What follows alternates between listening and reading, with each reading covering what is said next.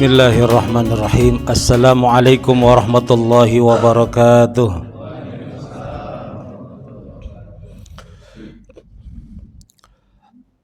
Innal hamdalillah nahmaduhu wa nasta'inuhu wa nastaghfiruh wa na'udzu billahi min syururi anfusina wa min sayyiati a'malina. Man yahdihillahu fala mudilla lahu wa man yudlil fala hadiyalah. Asyhadu an la ilaha illallah wahdahu la syarika lah wa asyhadu anna sayyidana wa nabiyyana Muhammadan abduhu wa rasuluhu la nabiyya ba'dah. Subhanaka la ilma lana illa ma 'allamtana innaka antal alimul hakim wa tub 'alaina innaka antat tawwabur rahim. Rabbi shrah li sadri wa yassir li amri wahlul 'uqdatam min lisani yafqahu qawli. Allahumma faqihna fid din wa 'allimna ta'wil. Amin amin ya rabbal alamin. Bapak Ibu hadirin hadirat, as-shaimun was-shaimat yang sama-sama telah dirahmati dan dicintai oleh Allah Subhanahu wa taala. Wabil khusus para guru, para asatiz, para hujjaj, para pengurus DKM Masjid Jabal Ar-Rahmah yang senantiasa memfasilitasi setiap kegiatan ibadah, yang mudah-mudahan semuanya itu akan mendapat ganjaran dari Allah Subhanahu wa taala yang menjadi bekal kita semuanya dalam nanti menuju kehidupan yang paling abadi, yaitu akhirat kelak. Amin ya rabbal alamin.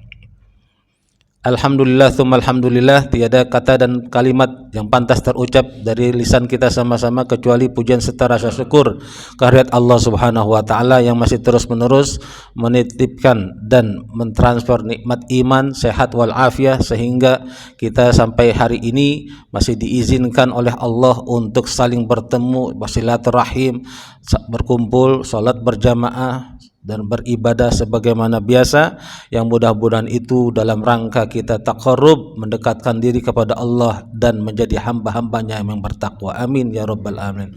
Wabil khusus di bulan Ramadan ini kita sudah ada di Sabtu kedua, berarti sudah 1 pekan kita puasa. Terasa baru kemarin pemerintah sidang isbat, kita sudah tahu-tahu sudah seminggu puasa. Itulah hari cepat sekali, berganti hari, berganti jam, berganti malam, ganti siang, siang berganti malam, malam berganti pagi dan seterusnya. Mudah-mudahan Allah senantiasa istiqomahkan hati kita, berikan kesabaran buat kita dalam taat dan tunduk kepadanya hingga akhir hayat kita, dan kita bermohon diwafatkan Allah dalam keadaan husnul khatimah. Amin ya rabbal alamin. Pada pagi hari ini khusus Ramadan, saya dikasih amanah judulnya membangun akhlak dalam iman seorang mukmin, begitu ya. Mungkin saya yang salah apa? Sebenarnya saya udah nyiapin slide khusus Ramadan gitu judul. Karena Pak Diko itu saat nitip Ramadannya nanti khusus bahas Ramadan. Ternyata dapat judul baru, membangun akhlak dalam iman seorang mukmin. Akhlak sebenarnya ini masih umum. Akhlak itu masih umum karena nanti ada klasifikasi akhlaknya. Yang akan kita bangun akhlak apa? Ya kan? Kalau Imam Ghazali dalam Ihya Ulumuddin-nya beliau mengatakan akhlak itu adalah suatu perangai, watak atau tabiat yang itu melekat kuat dalam jiwa seseorang, itu jadi akhlak. Dan akhlak nanti diklasifikasi menjadi 2, ada akhlak mahmudah, ada akhlak mazmumah. Akhlak mahmudah adalah akhlak-akhlak yang baik, dan akhlak-akhlak yang mazmumah adalah akhlak-akhlak yang buruk. Maka maksudnya mungkin nih judulnya membangun akhlak yang baik, akhlak mulia dalam iman seorang mukmin, begitu insyaallah. Saya coba ngeraba maksud judulnya gitu.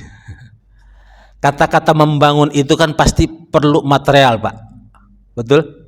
Kita mau bangun gedung, bangun rumah, bangun masjid pasti butuh material. Bahan-bahannya apa? Komponennya apa?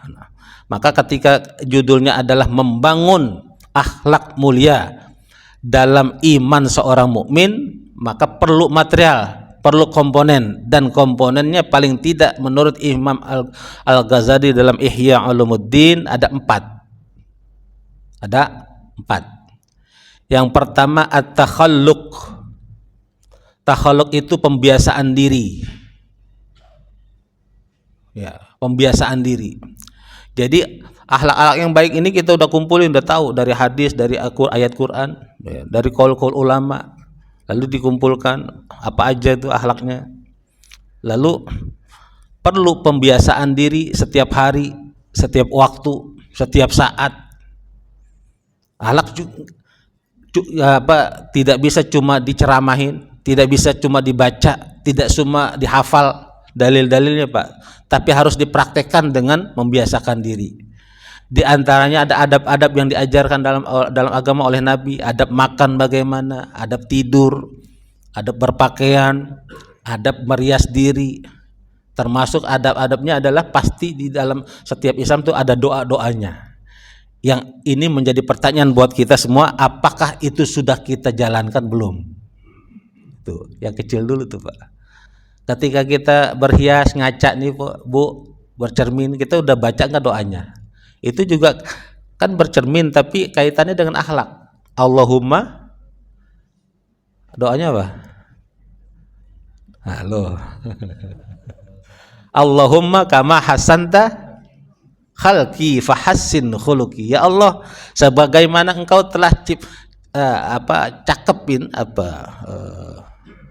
perbagus rupaku, maka perbagus pula akhlakku. Doa cara bercermin gitu. Kan kita diciptakan Allah dalam keadaan fi ahsani taqwim. Dalam sebaik-baik bentuk, pasti ciptaan Allah nggak ada yang jelek. Maka doanya begitu, Allahumma kama hasanta khalqi fahassin khuluqi. Yang sering bicara tentang sunnah nih, yang sunnah yang kecil-kecil begini udah dijalanin belum? Sunnah itu bukan hanya poligami. Sunnah itu bukan hanya jenggot. Sunnah itu bukan hanya isbah. Sunnah itu bukan rawatib saja. Sunnah-sunnah yang begitu, mau makan, adabnya doa. Ambil yang terdekat dari kita. Yang jauh tuh jangan ngerangkak-rangkak, itu bukan Islam.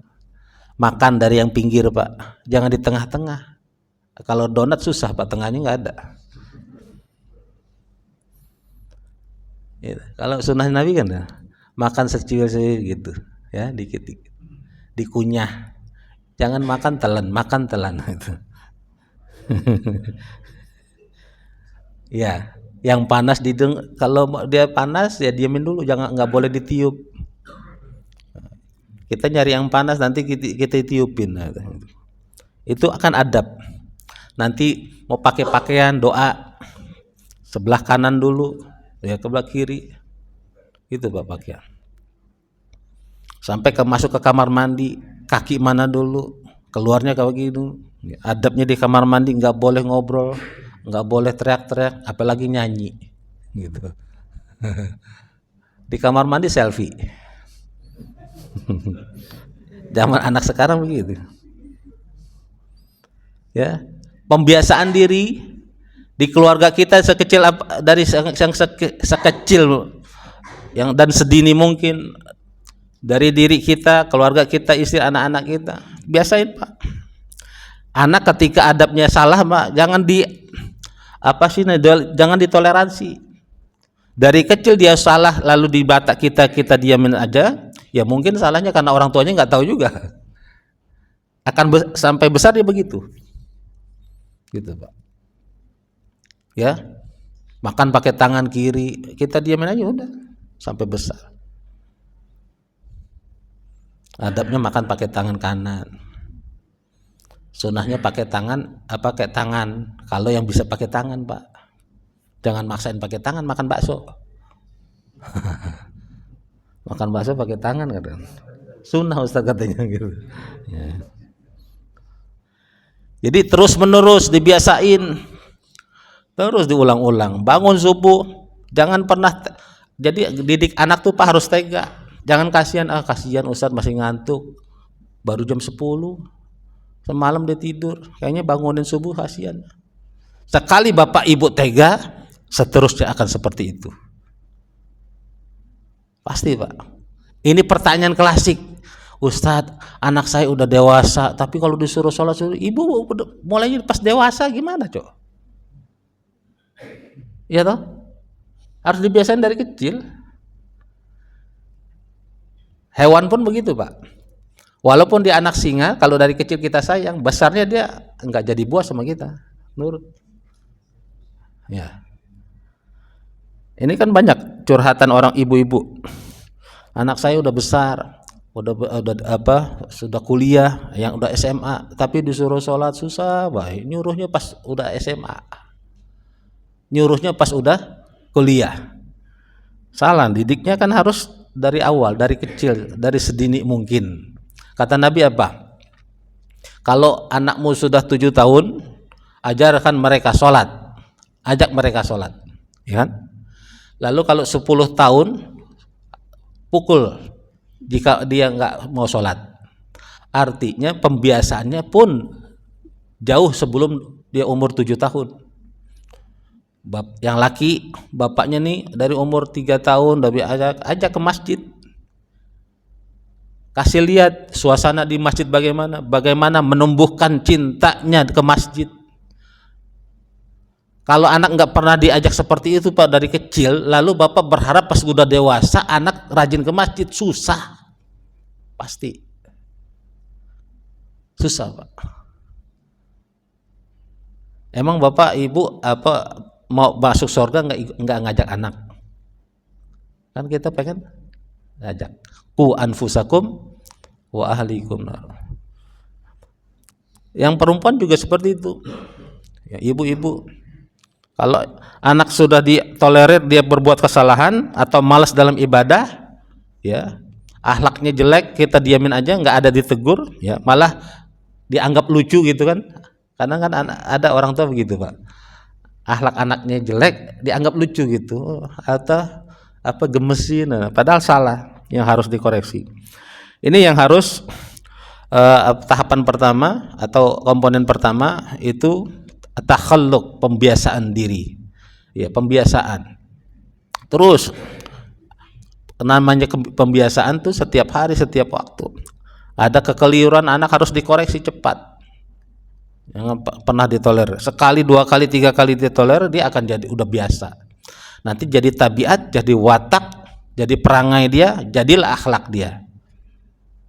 Dan ketika suatu saat kita salahin, kok salah? Dari dulu kecil kita nggak pernah ditegur sama papa, sama mama. Kenapa pas ditegurnya pas SMA? Nah, justru dia anggap aneh ketika kita salahin, karena dari kecil kok dia sudah begitu, di depan orang tuanya nggak pernah disalahin, kok ketika SMA baru disalahin.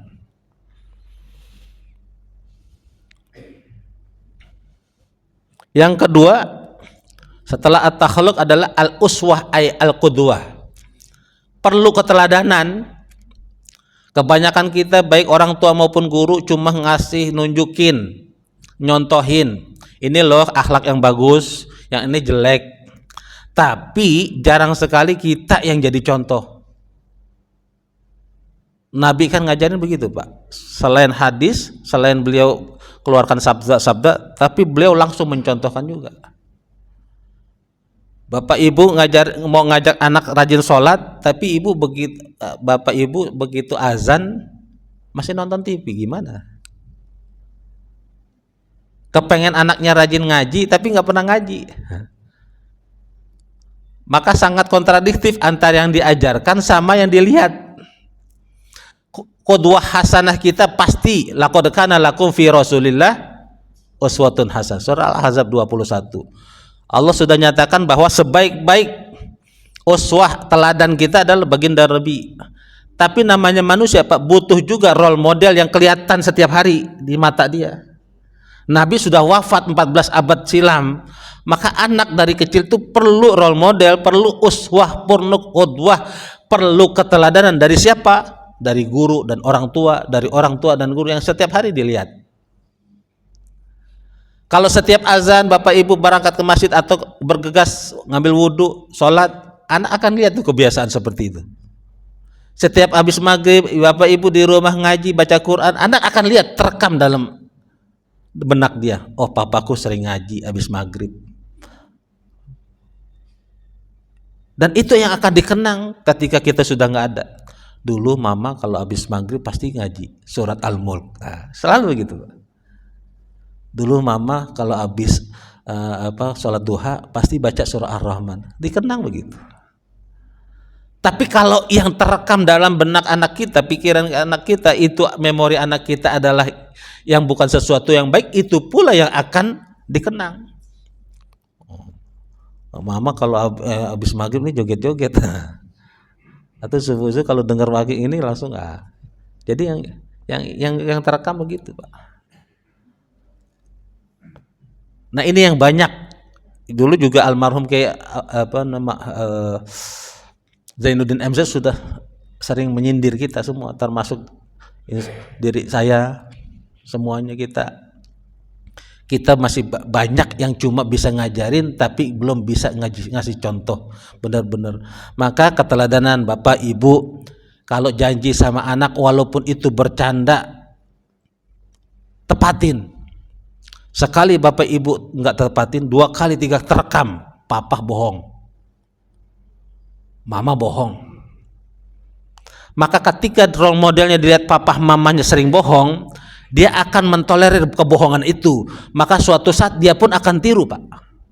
Oh berarti kalau bohongin orang nggak apa-apa. Oh berarti kalau nipu orang nggak apa-apa. Itu bahaya, Pak. Dulu saya pernah ngajar, ada anak kecil perempuan, Pak, kelas berapa tuh, 3 atau 4, klepto. Karena setiap sekolah ada barang semua, teman-temannya ada di rumah. Dan itu terjadi kenapa anak bisa klepto? Karena dari awal kecil dia seperti itu, orang tuanya nggak pernah koreksi. Makanya saya anak-anak ketika sekolah dari TK bahkan dari itu, kalau di pulang sekolah cek. Yang nggak saya memori, ini bolpen siapa? Nggak pernah kita beliin. Aku dapat di kolong meja, aku ambil. Enggak, besok pulangin. Itu bukan punya kamu. Kalau enggak, laporin ke wali kelas. Sekali, 2 kali, setahun 2 tahun bapak seperti itu, dia akan terbiasa. Ada barang nganggur, ambil. Nanti dia besar kerja pun begitu, Pak. Barang kantor pindah ke rumah semua. Yakin, Pak? Jadi korupsi itu memang dari kecil. Keburukan itu dari kecil. Gitu. Kalau dari kecil kita sudah tolerir yang seperti itu, sampai besar, dari sesuatu keburukan, kejahatan, kemaksiatan itu dimulai dari yang kecil. Ketika yang kecil dia merasa aman, nggak ada yang protes, nggak pernah ketahuan, nanti lama-lama besar. Jadi orang korupsi miliaran awalnya dulu mungkin ribuan, Pak. Lalu puluhan ribu, ratusan ribu, jutaan. Udah bosan dengan jutaan, miliaran. Sekarang udah bosan miliaran, triliunan, Pak. Triliunan. Masih cengangas-cengengis di TV. Karena dianggap begitu. Udah sebiasa. Maka termasuk di lingkungan kerja. Bagaimana mungkin karyawan, bawahan akan menjadi jujur kalau pemimpinnya memang nggak pernah jujur? Sering bohongin bawahan. Pemimpin sering bohong, bagaimana ngajarin kejujuran kepada rakyatnya? Gimana dong? Pemimpin yang korup bagaimana membersihkan korupsi? Aneh, nggak bakal mungkin, Pak. Sapu yang kotor mau bersihin musola gimana? Jadi ketika kita ngajarin anak-anak akhlak terpuji, paksa kita harus lakukan itu dulu, Pak. Koreksi kita udah ngelakuin gitu. Ya, itu yang sering saya kutip surah As-Saff ayat 2, ya ayyuhalladzina amanu lima taquluna ma la taf'alun. Wahai orang-orang beriman, mengapa kalian mengatakan sesuatu yang kalian enggak kerjakan? Kalian ngajarin orang yang begini-begini tapi kalian sendiri enggak ngerjain. kabura maqtan indallah an taqulu ma la taf'alun. Allah murka, besar kemarahan Allah kepada kalian ketika kalian mengatakan sesuatu yang kalian sendiri nggak ngerjain. Nyuruh orang jujur tapi nggak jujur. Jangan korupsi, keluarganya korupsi. Gimana tuh? Jangan bohong, tapi orang tua sering bohong, ngobongin anak. Anak sebagaimana tunas tidak akan jauh dengan induknya, Pak. Ya, contoh ada peribahasa yang kita hafal di luar kepala. Guru kencing berdiri, murid kencing berlari. Jadi ini penting keteladanan, al-uswah al-qudwah, keteladan role model di mata dia. Begitupun ya, di sekolah. Nah, jadi guru, kepala sekolah, di pesantren, ustadz, mudir ma'had, pimpinan pesantren. Semua harus jadi role model. Ya, sepakat kita role model kita yang utama adalah Nabi, baginda Nabi Sallallahu Alaihi Wasallam. Tapi namanya manusia, apalagi yang dari kecil, Pak, dia perlu role model yang kelihatan sehari-hari di depan mata kita, di mata dia. Anak-anak kecil gitu. Anak sini cium tangan nih, ada eyang datang, ya. Ada Mbah Kakung, ada nenek datang cium tangan, ada akhlak, ya kan? Sekarang yang begini luput, Pak. Anak-anak tuh kalau lewat orang tua lewat aja kayak gedebong pisang. Kalau dulu kan diajarin bagaimana, assalamualaikum ini gitu, ya Pak. Lewat assalamualaikum. Sekarang jalan gitu. Termasuk sama guru-guru, banyak anak-anak sekarang songong gitu loh. Nah, sudah lupa yang seperti ini, kenapa? Nah ini jangan dilupain, Pak. Kita harus jadi teladan buat anak-anak, wabil khusus guru. Selain jadi orang tua di rumah, dia juga jadi guru bagi murid-muridnya di sekolah. Yang ketiga adalah komponen yang ketiga. Yang pertama tadi at-takhalluq, yang kedua adalah al-uswah, al-qudwah, yang ketiga al-bi'ah. Al-bi'ah itu lingkungan. Su'ul khuluqi yu'di, keburukan itu cepat nularnya, Pak. Kalau nularin kebaikan susah, lama. Ya, kita dipanggil anak gitu, sholat yuk, lu aja duluan, nah gitu kan. Pak RT sholat yuk, titip dulu ya, lagi nggak sholat dulu ke masjid, susah, Pak. Tapi ngajakin, mangga tetangga bagus, Pak Haji Atma punya mangga, coba ayo ngambil kayunya cepet, Pak. Ngajak mabok tuh ada yang iuran, Pak, ya, cepet itu kan. Yang nonton konser dangdut nggak ada flyernya, tahu aja orangnya.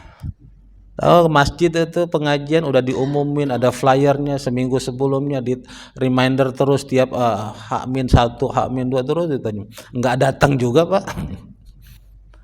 Ya tapi konser dangdut itu biduan-biduan itu tahu aja gitu. Di pelosok gitu.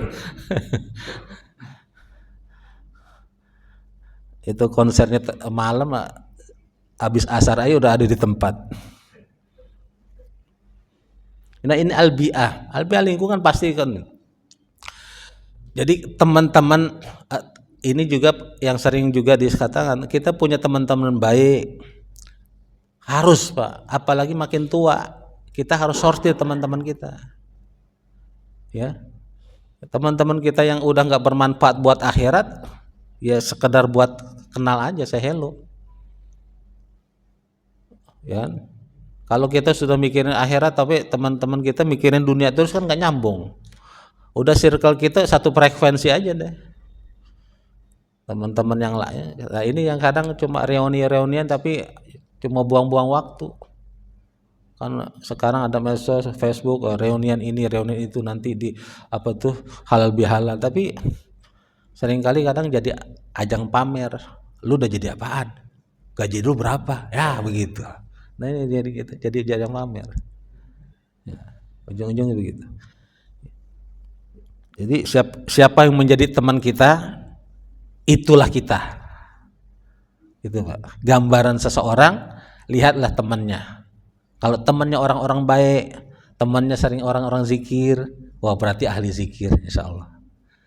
Kan sering kita dengar Pak, berteman dengan tukang minyak wangi, lama-lama akan wangi, ngerti tentang minyak wangi. Berteman dengan tukang besi, lama-lama ngerti tentang besi, oh ini di besi ini, besi itu. Berteman dengan tukang bohong, lama-lama jadi pembohong. Berteman dengan orang pencuri, lama-lama jadi koruptor, pencuri. Berteman dengan orang yang ahli narkoba, lama-lama kena. Maka penting juga orang tua mensortir, harus tahu siapa teman anak-anak kita Pak. Teman akrab, teman kita. Kenapa? Ya kita pantau. Walaupun tetap kita nggak harus menjaga privasi anak-anak kita, apalagi dia udah remaja, udah dewasa, supaya nggak merasa terkekang. Kan orang baik itu perlu lingkungan, perlu dukungan teman. Kalau teman-teman nggak mendukung dia jadi baik, lingkungannya tidak mendukung dia menjadi baik, susah Pak. Maka coba lihat ketika ke haji, kita umroh, semua orang taat, kelihatannya soleh semua Pak di sana. Iya betul. Yang pojok kanan sedang ngaji, yang sana lagi sholat, yang belah sana lagi tawaf terus, nggak ada tuh yang ini soleh semua gitu. Karena lingkungannya itu mendukung. Kita pun tergerak untuk termotivasi itu kan. Tawaf lagi, kita sholat sunnah, kita tadarus itu. Kadang tidur ketika tidur di hotel cuma 3 jam 4 jam, Masjidil Haram lagi gitu. Termotivasi itu. Sama yang sering saya bilang, kita punya anak-anak, punya teman-teman baik, anak-anak kita punya teman-teman baik, ketika kita lagi motivasi ibadah, motivasi baiknya lagi turun, ada teman-teman yang solehnya yang ngingetin, ya kan, tawasau bil haq wa tawasau. Tapi kalau orang-orang buruk Pak, sesama orang buruk aja malas Pak ngingetin.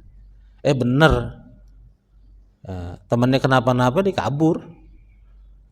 Maling nih Pak, ketangkap nih temannya sama polisi, temannya yang sesama maling mana hilang, nggak ada yang bantuin. Yang terakhir, nanti mungkin kita elaborasi dengan tanya jawab. Yang terakhir adalah at-tasawuf, karena Imam Ghazali ini juga termasuk imam tasawuf dalam Ahlus Sunnah wal Jamaah. Beliau terakhir ini at-tasawuf, yaitu olah jiwa, olah batin. Termasuk di dalamnya memperbanyak zikir, memperbanyak doa, minta petunjuk dari Allah Subhanahu dan perlindungan Allah. Kan ada doa-doanya, Allahumma inni as'alukal huda wa taqwa wal afafa wal ghina, Allahumma inni a'udzubika minal ajzi wal kasal. Ya Allah, lindungi aku dari penyakit malas, penyakit lemah. Kalau mau ibadah kayaknya lemah aja gitu. Wal jubni wal bukhl, dari kebodohan, dari kerakusan, pelit, minar riya'i wa nifaqi wa syirki wal hasad. Aku berlindung juga dari riya ya Allah, dari hasad, dari dengki, dari takabur. Itu minta perlindungan dari Allah. Zikir-zikir yang diolah batin yang diajarkan Imam Ghazali diantaranya apa? Kita mentadaburi, meresapi dan mempraktekkan sifat-sifat Allah atau nama-nama Allah, Asmaul Husna. Kita ada Ar-Rahman, Ar-Rahim, Maha Pengasih, Maha Penyayang. Kita tadabbur Allah aja Maha Pengasih, apalagi Allah juga Maha Penyayang. Maka kita juga yuk jadi orang yang kasih dan sayang.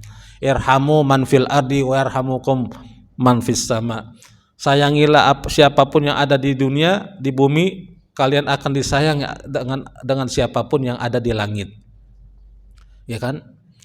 Bahkan Nabi juga ngajarin, bukan laisa minna man lam yarham saghirana, bukan dari pengikut kami siapa orang yang besar-besar tapi dia nggak menyayangi yang anak-anak kecil gitu. Ya sayang anak-anak kecil. Kalau dia bercanda jangan galak di masjid. Nanti terekam, waduh Pak Haji itu galak banget, ogah lagi dah gue ke masjid gitu. Ini merebut masjid galak-galak banget gitu kan. Besok-besok dia main di jalanan gitu. Jadi kalaupun anak-anak ke masjid dia berisik, pelan-pelan bilangin gitu. Sifat-sifat Allah tahalluk, ya sabur, ya sabur, yang pengen sabar nih, zikirnya ya sabur, ya sabur, ya sabur, ya sabur. Ya pengen jadi hamba bersyukur, ya syakur, ya syakur, ya syakur, ya yang pengen diberikan rezeki, ya dibukakan pintu-pintu kemudahan rezeki, ya Fattah, ya Razak, ya Fattah, ya Razak. Zikirnya begitu, Pak. Ini olah batin.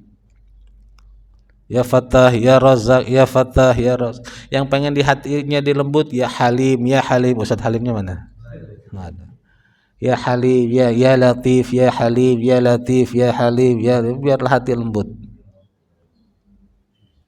Ya, supaya yang jadi tadi yang supaya jadi orang kasih sayang, ya Rahman, ya Rahim, ya Rahman, ya terus Pak 1000 kali. 100 kali habis sholat. Berarti tiap sholat sehari 500. Nanti naik udah 100, 200 tiap habis sholat. Berarti sehari udah 1000. Cepet kok Pak. Supaya tauhid kita makin mantap apa? Zikirnya. Tauhid la ilaha illallah, la ilaha illallah, la ilaha illallah, la. Supaya kita fisik kita kuat, supaya kita diberikan kekuatan, senantiasa ditolong Allah. La ilaha la haula wala quwata illa la haula wala quwata illa billah, la haula wala quwata, terus Pak zikir. Tinggal pilih yang mana. Yang ngerasa dosanya banyak, istighfar, astagfirullah, astagfirullah, astagfirullah, astagfirullah. Itu paling minim. Istighfar itu kalimat yang diajarkan Nabi gitu, astagfirullah, astagfirullah, astagfirullah. Kalau mau tambahin lagi astagfirullahalazim, astagfirullahalazim. Tambahin lagi astagfirullahalazim wa atubu ilaih, astagfirullahalazim. Tapi astagfirullah aja udah astagfirullah, astagfirullah, astagfirullah. Terus begitu. Itu olah batin. Ya, takarub dengan Allah Subhanahu wa taala. Termasuk punya anak pengen soleh, doain. Orang tuanya nggak pernah doain, Rabbana hablana min azwajina wa dzurriyyatina qurrata a'yun waj'alnal muttaqina imama. Boleh juga diramu dengan bahasa Indonesia masing-masing, silakan. Ya, Bapak Ibu, wabil khusus ibunya itu jangan pernah bosan, jangan pernah ngerasa capek untuk doain anak-anak. Kan doa ibu sangat makbul. Saya di mana-mana bilang begitu. Anak-anak remaja juga jangan kiai-kiai, habib-habib kau rebut ciumnya untuk tangannya untuk dicium, kau minta doanya jauh-jauh untuk minta doain, tapi doa ibumu kau lupakan. Tapi tangan ibumu nggak pernah kau rebut untuk kau cium. Begitu dah jadi jasad baru berebutan mau dicium. Banyak orang begitu. Orang tuanya udah jadi jasad baru mau berebutan cium. Baru berkatan mau bersama orang tua udah jadi. Ketika sudah jadi jasad, ya nggak ada lagi Pak. Nah, maka ketika masih wabil khusus, apalagi yang masih punya ibu, minta ridhonya, ridallahu fi ridal. Kita hafal semua itu, hafal. Maka tinggal dipraktikkan. Demikian, mudah-mudahan bermanfaat. Jika ada yang mau ditanya, silakan kita perkaya dengan jawab tanya jawab. Silakan. Ya, silakan Pak Haji. Assalamualaikum warahmatullahi wabarakatuh. Waalaikumsalam warahmatullahi wabarakatuh. Gamisnya merah putih ini Bang Pak Haji, Masya Allah. Saya ingat Agustus, tapi ini masih Maret ya. Silakan Pak Haji. Ini bagaimana halnya dengan ayat Al-Quran yang mengatakan bahwa Allah tidak akan mengubah nasib seseorang yang terkait dengan akhlak kalau dirinya sendiri tidak berubah. Itu satu item. Kemudian item yang lain, kita sekarang ini lagi booming Mu'alaf. ya, mu'alaf yang dari non-Islam menjadi Islam. Dia bisa terbentuk akhlaknya itu sesuai dengan Islam, tetapi yang tradisional Islam dia menghindar dari ketaatannya sebagai Muslim. Nah, itu kan sesuatu yang kontradiktif ya, dalam arti bahwa sifat orang Muslim turunan itu kayaknya manipulatif, sedangkan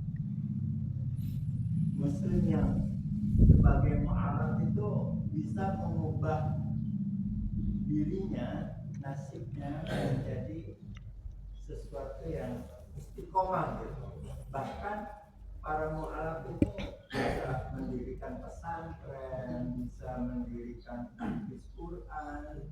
Sementara orang muslim yang tradisional ini malah mundur teratur. Kalau yang mu'alaf nanjak. Nah ini barangkali fenomena ini bisa dijabarkan oleh Pak Ustaz. Demikian. Assalamualaikum warahmatullahi wabarakatuh. Waalaikumsalam warahmatullahi wabarakatuh. Ayat innallaha la yughayyiru ma biqaumin hatta yughayyiru ma bi anfusihim. Sesungguhnya Allah tidak akan merubah nasib suatu kaum hingga mereka sendiri merubah dengan dirinya sendiri. Artinya ada effort. Jadi nggak ujuk-ujuk bim salabim setiap perubahan.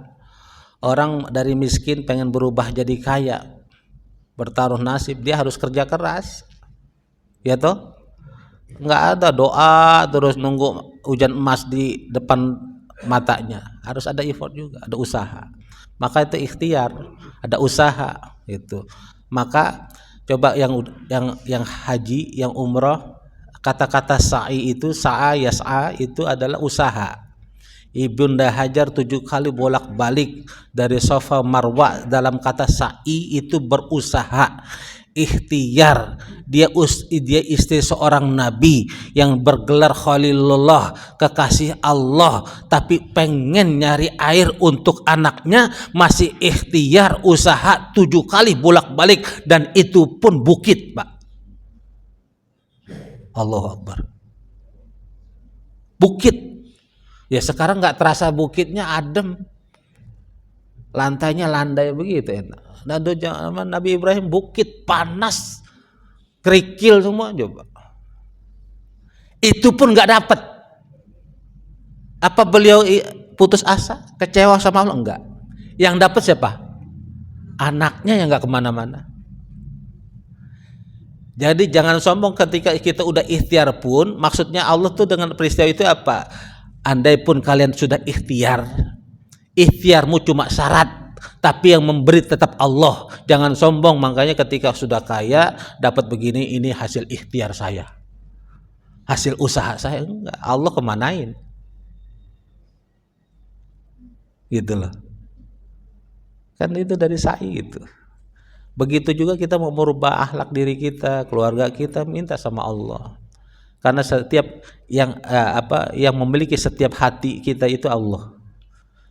Yang memiliki setiap pemikiran, apa yang terbesit dalam pikiran kita, Allah yang Maha tahu. Kita pun walaupun dia anak darah daging kita, nggak pernah kita tahu Pak sejatinya apa yang dalam diri anak kita, yang dirasakan di pikiran, yang dipikirkan Allah yang betul.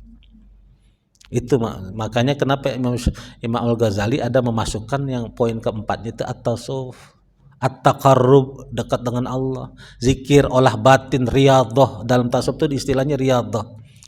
Riyadhah itu yang saya sering bilang Pak, kita mau zikir 1000 kali, la ilaha illallah, istighfar 1000 kali, nggak akan mungkin pasti merasa berat kalau nggak pernah merasakan atau mulai dari yang 100 dulu.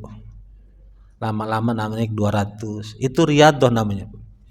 Bapak nggak akan mungkin berani sedekah 1 juta setiap bulan kalau tidak pernah memulai dari 1000 lalu 100.000, nggak bakal pernah. Udah hitung-hitungan, waduh 1 juta ya, nanti lama-lama miskin, lama-lama kurang, itu pasti begitu. Nggak mungkin kita mampu berdiri lama, sholat qiyamul lail, baca 1 halaman, 1 juz, kalau nggak mulai dari 3 ayat, 4 ayat, setengah halaman, pasti gitu. Nggak mungkin orang berani atau kuat qiyamul lail 4 rakaat, 8 rakaat, 10 rakaat kalau tidak mulai dari 2 rakaat dulu. Itu riyadhah dalam tasawuf istilahnya gitu. Jadi latihan, dilatih. Jadi makanya namanya olah batin, olah jiwa. Jadi erat, kalau ditanya apakah eratan, sangat erat kaitannya dengan ayat tadi. Jadi setiap kita mau merubah apapun ada ikhtiar, ada usaha, effort. Yang kedua, saya agak berbeda pandangan karena kebetulan juga saya banyak juga tahu kenal mu'alaf juga, karena itu kan yang viral kita lihat. Dia berapa persen dari sekian banyak mu'alaf. Ada juga mu'alaf sekarang banyak juga yang jadi nyari duit. Di sana ngaku mu'alaf, di sana saya begitu tanya 3 tahun masih ngaku mu'alaf. Ngapain aja ini? Banyak Pak yang begitu. Ntar ke Jabar Rahmah ngaku mu'alaf kan dapat santunan tuh. Ntar ke BSD ngaku mu'alaf gitu aja ada. Ya, kita nggak perlu penelitian juga. Apakah semua mu'alaf begitu? Saya yakin nggak. Apakah yang bukan mu'alaf, yang bahasa Pak Haji tadi tradisional atau Islamnya turunan gitu, banyak juga yang bagus. Ya banyak, apalagi 4 komponen itu memang misalnya di rumah tangganya sudah diajarkan benar-benar hidup. Itu juga yang kata Nabi, baiti jannati, rumahku surga, itu begitu maksudnya. Ketika suami mau ngajak istri ahli ibadah, ya suaminya nyontohin, kan suami imam, makmum ngikut imam dong. Orang tua yang sering dilihat anak berantem terus, bagaimana mungkin mengajarkan kelembutan sama anak? Bagaimana mungkin mengajarkan musyawarah dalam setiap hal kepada anak, sementara yang direkam dalam mata anak dan memori anak, bapakku dan mamaku sering berantem. Bagaimana mungkin bapak ibu bisa mengajarkan anak dengan ngomong lemah lembut, sopan santun, sementara bapak sering marah-marah sama istrinya, maki-maki, kata-kata kasar? Nggak mungkin. Tidak mungkin Pak. Ya, begitu kan. Yang tadi ya, guru kencing berdiri, murid kencing berlari. Anak melihat siapa orang tuanya mengajarkan apa. Yang mu'alaf tadi kebetulan dia bisa bangun pesantren buat ini, mungkin dia punya finansialnya kuat, ya kan. Dan itu nggak semua mu'alaf juga nggak semua kaya Pak. Ya. Jadi memang tolak ukur orang akhlaknya bagus juga bukan juga dia bikin madrasah, belum tentu juga bikin pesantren. Itu yang sering kali kalau khutbah Idul Fitri saya itu, sekarang fenomena Pak, bisnis pakaian muslim meningkat, apalagi di bulan Ramadan ini indeks penjualan bisnis pakaian muslim itu meningkat. Pernik-pernik haji kalau bulan haji meningkat. Apakah itu sama dengan juga meningkatnya ketakwaan? Enggak juga Pak. Enggak juga Pak. Karena seringkali apa yang diajarkan jauh panggang di atas api dengan apa yang di realita. Agama mengajarkan A, realita orang Islamnya enggak begitu. Gitu. Dan enggak semua itu enggak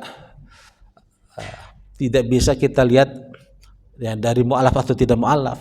Mu'alaf itu sekali lagi mungkin kebetulan Pak Haji atau siapapun di sini ngelihat mu'alafnya yang kebetulan kaya, yang lagi viral, sementara mu'alaf yang nggak dikenal itu kan banyak yang nggak kaya, yang miskin juga Pak gitu.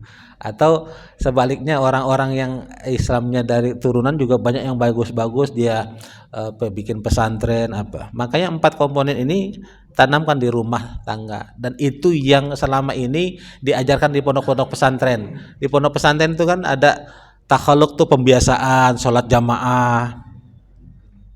Begitu azan langsung teng. Kalau saya dulu begitu, pesantrennya tuh ada bel pakai lonceng. Jadi setengah jam sebelum azan sholat apa aja Pak, udah harus di masjid. Itu pembiasaan takhaluk tiap hari begitu. Nanti habis subuh mufrodat itu bahasa Arab, nanti minggunya bahasa Inggris terus sampai kayak kita ngaji gini tuh. Nanti jam makan, jam mandi pagi itu udah harus apa sih namanya sesuai dengan itu takhalluq pembiayaan. Lalu ada tadi yang kedua lingkungan di pesantren kan dia lingkungan sesama yang anak-anak yang pengen menghafal Quran dia butuh teman lingkungan yang mendukung. Dia suruh ngapal di rumah, tapi teman-temannya kakaknya nonton TV main game dia akan rancu pak, keganggu pikiran. Enak banget ya kakak, aku disuruh ngapalin sementara kakak nonton TV aja, ada main handphone, udah pasti rusak gitu. Maka anak-anak yang punya potensi ngapal pak pesantren udah, biar dia satu lingkungannya sama mendukung, guru-gurunya teman-teman semua, karena itu termotivasi dan dia akan lebih cepat gitu ngapal. Lingkungan itu keteladanan dia ngeliat kan ada keteladanan di situ al-uswah. Makanya di pesantren itu ada mudir, ada kiai itu maksudnya dia sosok yang diteladani di situ al-mudir. Masalahnya sekarang pesantren kan banyak citranya diperjelek, yang karena nggak banyak kita nggak tahu orang siapa tahu-tahu bikin pesantren. Kita yang sering tertipu nggak kenal orangnya tahu-tahu main masukin aja. Kita sering tertipunya masukin sekolah, masukin pesantren, lalu kita nggak teliti siapa yang punya, siapa yang dirikan, siapa pemimpinnya. Karena sekarang banyak orang yang nggak ngerti agama bikin sekolahan pesantren, sekolah agama, ya.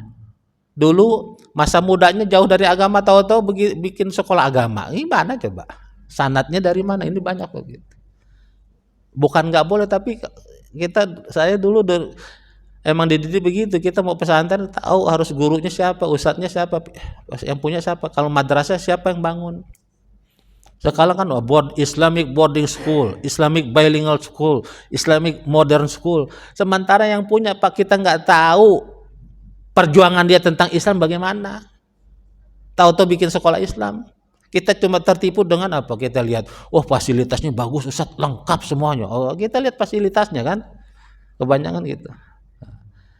Karena itu penting kenapa guru dan mudirnya itu kalau saya guru itu diajarkan keberkahan. Kalau orang yang ahli ibadah, yang dekat sama Allah, selain dia mumpuni ilmunya, dia bangun pesantren, insya Allah anak kita yang menimba ilmu di situ dapat keberkahannya. Tapi kalau orang yang nggak pernah peduli sama Islam, apalagi bangun pesantren, bangun sekolah Islam, Islamic modern kayak Islamic bilingual school, Islamic Cambridge School kayak, dari hasil korupsi gimana keberkahannya? Banyak pak. Saya nggak mau nunjuk siapa gitu, bikin sekolah Islam tapi hasil korupsi gitu. Gitu. Demikian. Ada lagi? Silakan.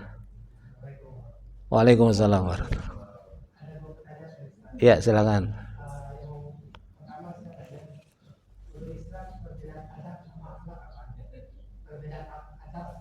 Akhlak ya.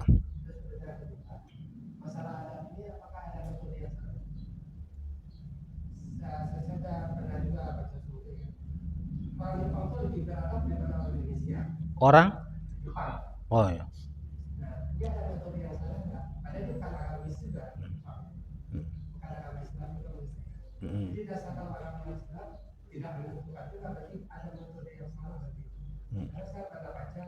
Orang Jepang itu di mata pertama anak itu belajar adab, tidak ada pelajaran membaca dan hitung tidak ada.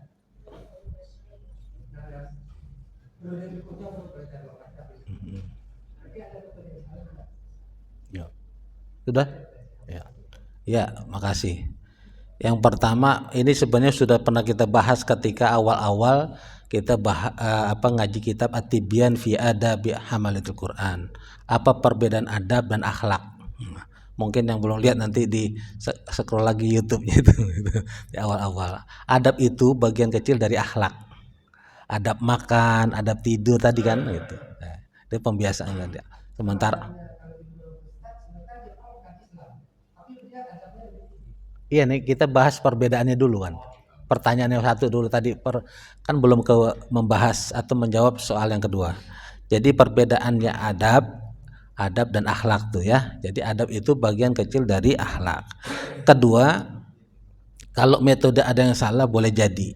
Karena itu banyak sudah pakar-pakar pendidikan Islam sudah melahirkan metode-metode baru.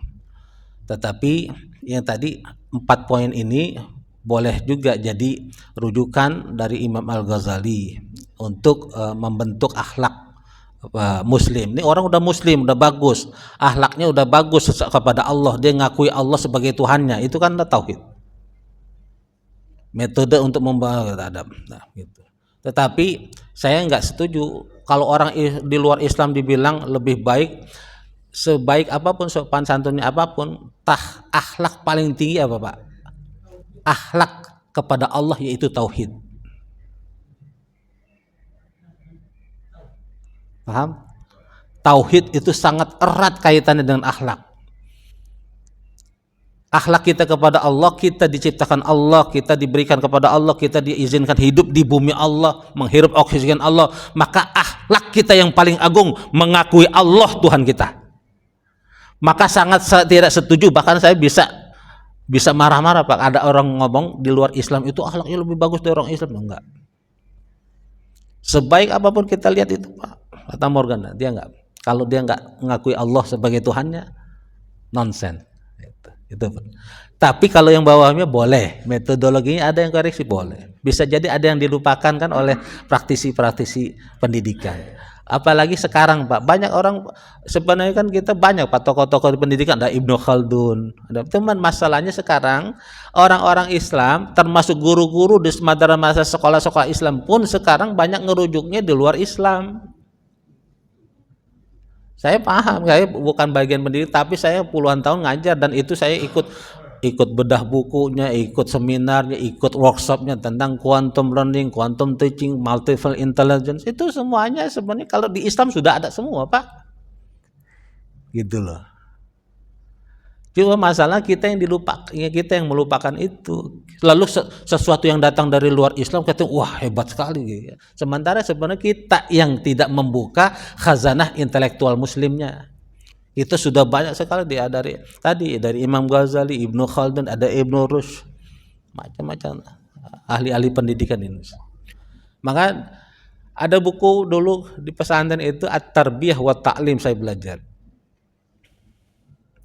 Al-madah ahammu at-tariqah ahammu minal madah. Dikatakan cara kita ngajar itu jauh lebih baik daripada isi yang kita mau ajarin.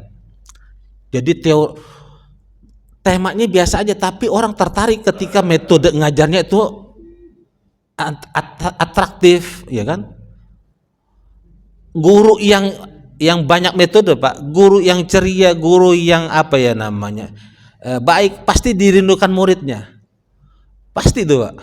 Jadi begitu, wah Pak ini mau datang nih asik begitu tuh assalamualaikum warahmatullahi wabarakatuh, doa Pak. Beda dengan guru-guru yang enggak punya persiapan. Wasailul idah itu dalam kitab tarbiyah disebut wasailul idah itu alat-alat peraga. Kalau yang dia kreatif, alat peraganya macam-macam.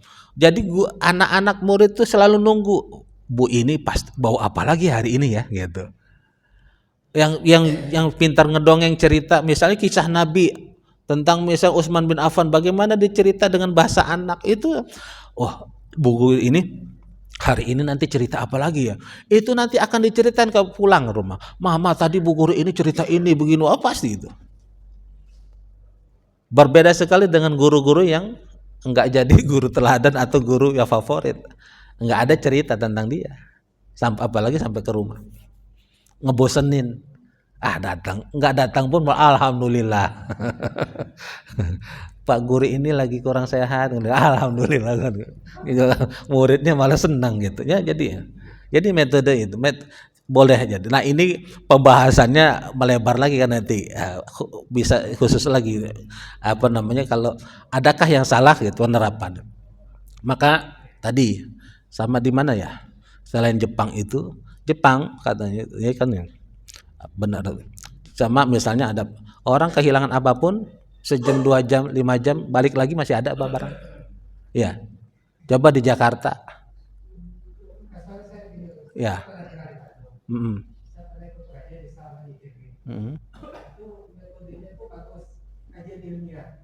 Jadi bukan orang tua yang remaja mahasiswa di sampai ke halaman masjid yang ikut pengajian pagi. Jadi apa pertanyaan mereka di kepala mereka, jadi mereka bisa terjawab semua. Jadi itu yang mungkin menarik. Jadi ada metode yang ada masalah. Ya tadi kan pertanyaan apakah ada yang metode yang salah? Boleh jadi. Saya bilang kan pertanyaan boleh jadi ada yang metode salah. Misalnya kalau masalah setiap pertanyaan ada yang bahas itu tergantung juga narasumbernya. Makanya kalau narasumbernya sesuai dengan kapasitasnya. Jangan orang yang bukan kapasitasnya dijadikan narasumber gitu. Itu kalau bicara tentang narasumber tadi pengajian setiap yang ditanya lalu memuaskan dan seterusnya. Kalau masalah adab itu kan metodenya memang tadi harus bukan hanya sekedar diceramahin, dalil-dalilnya hadis Quran, tapi harus dicontohin. Ya harus keteladanan dicontohin di rumah tangga, di rumah, di sekolah sama guru, di pesantren sama ustadz-ustadznya. Ya kan? Ustadz-ustadznya juga bagaimana rapi, wangi. Jadi itu murid-muridnya pun ikut buang sampah nggak sembarangan. Dulu Pak Kiai saya itu luar biasa kerasnya kalau masalah sampah. Nggak ada yang berani makanya itu sampai sekarang saya lihat tuh. Jadi kalau bersih semua kan ada pesantren depan pesantrennya aja kotor banget. Ini yang saya bilang tadi antara teori yang diajarkan di agama sama prakteknya masih jauh karena cuma pesantren-pesantren guru-guru agama cuma ngajarin dalil-dalil doang. An-nazafatu minal iman atau huruful iman begitu. Dalil-dalilnya nggak dipraktekkan gitu. Jadi metodologinya itu makanya saya bilang tadi adakah yang salah ada. Boleh jadi. Salah satunya itu salahannya. Cuma diajarkan dalil-dalil. Teks-teks aja dihafal. Mahfuzat itu kan dihafal gitu, hafalan gitu. Qaul ulama, qaul hikmah, tapi nggak dipraktekkan. Tentang kejujuran, tentang amanah, al-aman, al-asidku amanah, macam-macam dihafalkan, tapi nggak dipraktekkan. Bagaimana misalnya pesantren bikin kantin, sekolah kantin yang nggak ada, tidak pakai kasirnya, jadi belajar jujur. Kantin kejujuran itu banyak juga yang sudah banyak praktekkan seperti itu kan. Jadi ngambil bayar mau ambil kembalian sesuai praktek kejujuran. Dan itu kan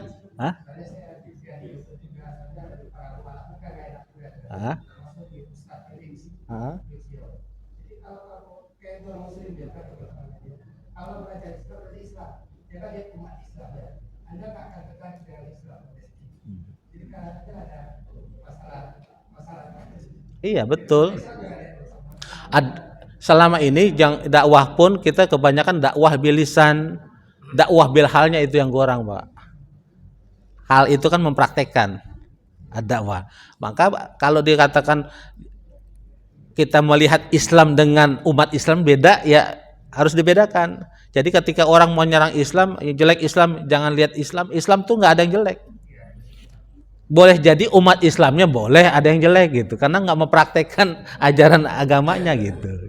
Jadi harus bedakan antara Islam dan umat Islam. Sama aja kalau kita bicara tentang agama, nggak hanya Islam Pak. Orang Kristen juga begitu.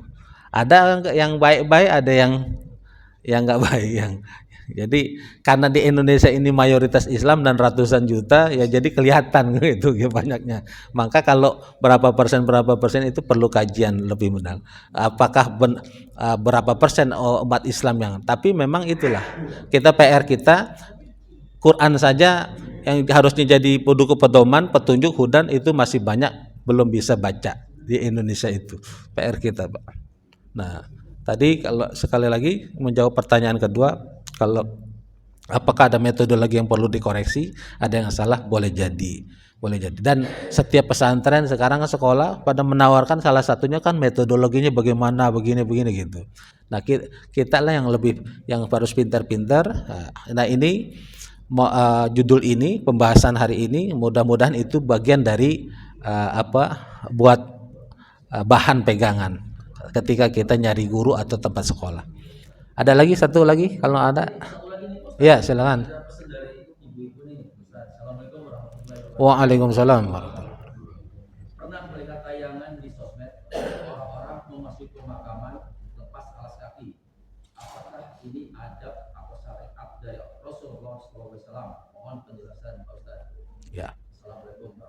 Waalaikumsalam. Kalau ditanya itu jawabannya pendek, yaitu sunnah. Lepas alas kaki. Nah. Adabnya, ya ada. Jadi adabnya itu sunnah. Biasanya kalau makanya itu, tapi kebanyakan gini, makaman kan ada yang dikelola profesional, ada yang karena dulu asal aja kan. Gitu. Kalau yang profesional kadang dikasih jalan, Pak. Apa tuh? Konblok ya, supaya orang buat jalan. Ketika kita mau ke makamnya, adabnya lepas sandalnya. Ya, lepas sandalnya. Itu bagian dari adab. Adab ketika kita ziarah ke makam.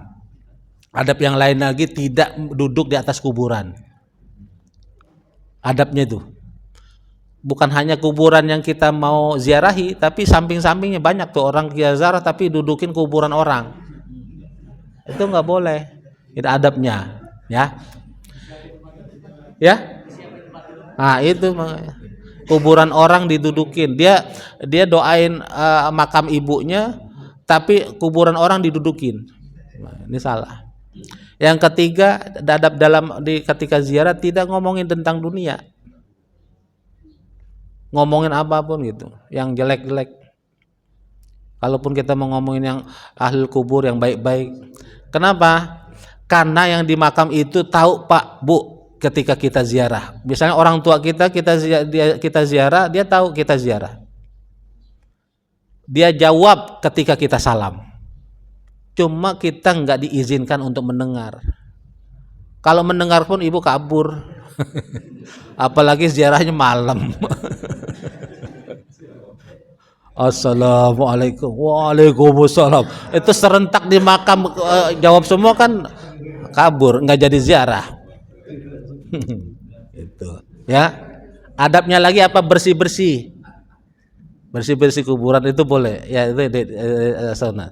Jadi ada kotoran-kotoran di makam atau apa tuh Pak, tumbuhan-tumbuhan liar boleh dari situ. Atau rumputnya yang udah panjang-panjang ibu bawa gunting diguntingin itu boleh.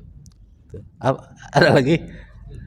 Itu adabnya. Jadi kalau ditanya tadi ini apakah itu bagian dari adab? Iya, itu sunnah yang adabnya dari awal itu masuk makam salam, assalamualaikum ya ahlal kubur ya ahlad diyar gitu, minal muslimin wal muslimat. Apa lagi tadi? Ya satu lagi.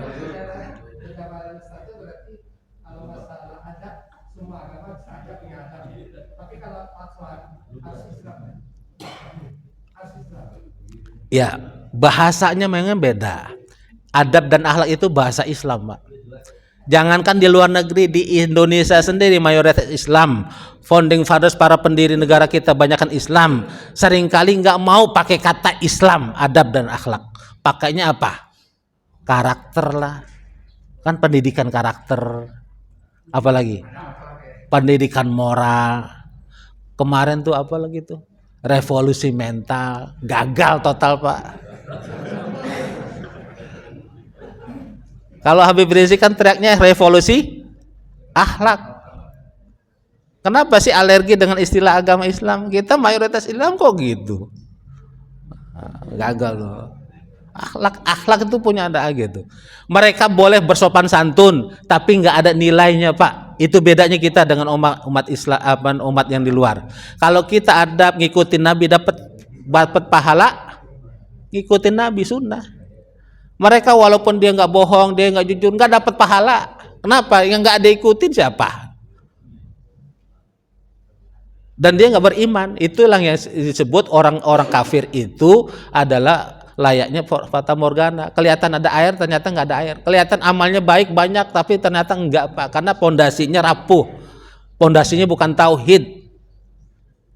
Saya bilang kan. Bahkan kata Allah seburuk-buruk innalladzina kafaru, ayatnya Al-Bayyinah, Pak, kan pernah saya baca, min ahlil kitabi wal musyrikina fi nari jahannam khalidina fiha ulaika hum, sesungguhnya orang-orang kafir dari ahlul kitab maupun orang musyrik semua di neraka jahanam tempatnya. Kata Allah ulaika hum, mereka itulah seburuk-buruk makhluk. Kalau ada yang bilang dia baik, kita belajar dari Nabi, kita belajar Quran hadis, jangan belajar itu. Kalau kita kebet-kebet itu banyak, Pak. Tapi kalau metodologi ya itu kebanyakan. Bahkan saya juga tidak suka sama orang yang katanya motivator Islam atau pendidik Islam, tapi selalu ngutipnya orang-orang Barat. Nah, cendekiawan Muslim tuh banyak sekali, nggak kurang, Pak.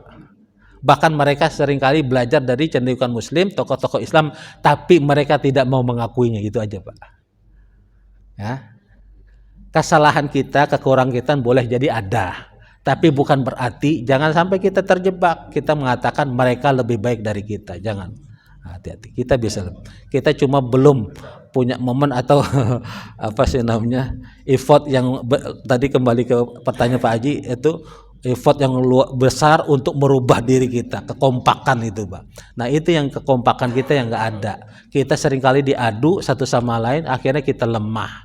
Kita saling yang itu yang saya bilang. Ini kan termasuk masa pendidikan, masalah urgen. Tapi kita masih sibuk masalah usoli nggak usoli. Tarawih 11 sampai 23 gitu, ya kan? Yang begitu, yang kita nggak pernah cerdas-cerdas. Itu aja. Jadi ada lagi. Ternyata karena beliau kira nggak ada, ternyata beliau ada. Waalaikumsalam. Kapan kita belajar lagi? Pertama ada taklim, nanti kita belajar. Untuk kasih tahu ya, ini kita nggak beradab. Kalau dibilang perlu belajar adab itu beradab. Tapi kalau mengajarkan adab itu biadab kan orang marah. Kita kan biadab. Nggak boleh saling beli modelnya nggak boleh. Mau maksud adab contoh masuk masjid. Mungkin semua kita walaupun ditulis di situ baca masuk masjid apa, kalau masuk masjid apa kita nggak baca ya. Ini masih balik kaki kiri masuk kan begitu kita kan harus belajar nih. Saya mintanya waktu itu kan kapan Ustaz ngajarin kita adab. Cara BAB, kencing, apa apa ada momennya. Ya. Saya langsung deh. Ternyata nih bukan nanya langsung deh, Bang. Pertanyaan langsung saya jawab. Yang saya pegang itu kajiannya kan tentang kitab. Kitabnya memang belum selesai. Bukan saya yang lupa, enggak gitu. Nanti kalau itu sudah selesai, apalagi ini setiap ada momen seperti ini kan kita libur dulu nih di Ramadan. Jadi enggak bahas atib. Atibian itu juga tentang adab, tapi adab tentang Quran kan? Tentang Quran. Jadi memang belajar tuh pelan-pelan gitu. Enggak jangan buru-buru, emang lama. Kan kata Imam Syafi'i ya. Imam Syafi'i itu kan bilang syarat kita dapat ilmu salah satunya tulus zaman, agak lama. Apalagi kita sama saya kan sebulan sekali doang gitu. Dan ini atibian dulu belum kelar, belum selesai. Nanti masih beberapa pertemuan lagi. Jadi ya insya Allah kalau sudah itu selesai kita lanjutkan nanti tentang adab yang permintaan. Itu pun kalau di ACC Pak sama Pak Haji Diki karena kan yang berwenang kan pengurus juga ini nanti pengurus Ustaz Halim. Insya Allah gitu ya. Mudah-mudahan bermanfaat karena sudah 6:30 dan semoga Ramadan kali ini yang kita jalankan benar-benar menjadi Ramadan yang paling berkesan, seakan-akan ia adalah Ramadan terakhir bagi kita, sehingga kita memaksimalkan diri kita dalam ibadah, mengisinya dengan beraneka ragam ibadah yang kecil maupun sampai yang besar, yang seringkali ini yang sering juga lupa. Orang ngejar sholat sunnah, tarawih, witir, tapi rawatibnya dia nggak kerjain. Itu penting qobliyah ba'diyah. Justru dia derajatnya lebih tinggi dari tarawih dan witir.